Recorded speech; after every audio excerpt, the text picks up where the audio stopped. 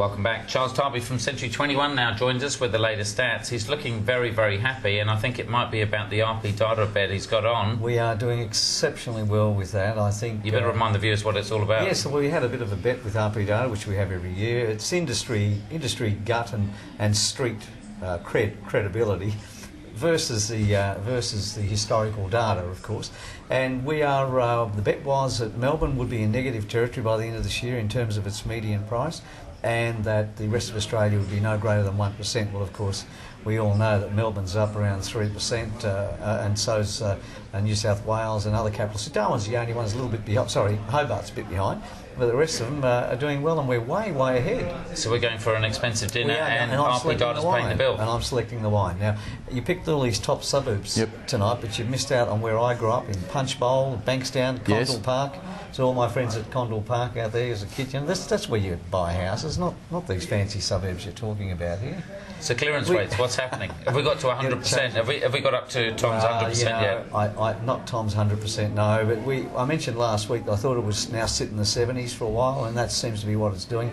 71.8 was the average across the country, but Sydney had 79.7%, and Melbourne had 71.9%. So they're still up there, pretty similar to last week's report. And Adelaide still, I don't know what it is, but there it is again, 69.6% for Adelaide. So across the board, it's doing pretty well, but boom times are in the 80s. And people talk about booms. Well, I'm not seeing the 80s. We might catch a glimpse of it here and there, but as more stock comes on, I just don't think we're going to see that boom that everybody's talking about. I think everyone's talking that down now. I think not many people are mentioning it as much. For weeks. Yeah. I was on Switzer during the week, and I was saying I think it's all these share people that are trying to get people to buy shares and call it a boom. I saw that interview, and you didn't mention me. I was very upset about that. But anyway, next time. Homes advertised for sale. Have we got more stock to buy before Christmas? Only a little bit more, a 0.55% increase. I heard a report, or somebody mentioned a report a few weeks back, or maybe a couple of months back, that it declined. It hadn't really climbed that much at all. It has been increasing the last 5 weeks. It's increased, but it's only modest increments. So we're not seeing that massive amount of stock coming on the market, even though there was a significant amount of properties go to auction on the weekend.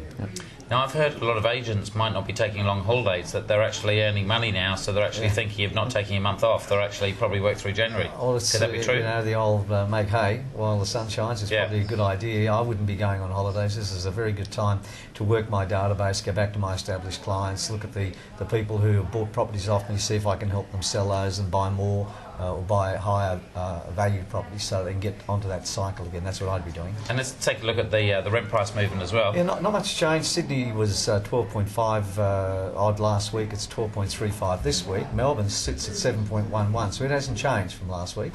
And Perth was 18.19, slightly up, but overall across the country there's a 12.55% increase. So it's been sitting, it's flatlining, Chris.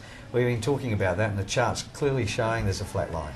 And then just very quickly, the vacancy rate as well for the final one. It's the same. 1.98 in Sydney, 2.7 in Melbourne, Perth 5.62. So a 3.43 overall. So Perth is still climbing. Now I've got 10 seconds left for your tip of the week for people out there at auction. Keep your hands in your pocket for a little while longer, you know, because more stock might come on and you might be a bit surprised at what might happen. So basically, don't pay too much. Not too much. Arthur Chalaftis, Charles Tarbey, thanks for joining us, guys. Good to see you again. Good to see you at home as well. I hope you've enjoyed the show, and we've got about 5 or 6 weeks left of property shopping before Christmas, so get out there and see what's around. Until next week, I'm Chris Gray. Good night.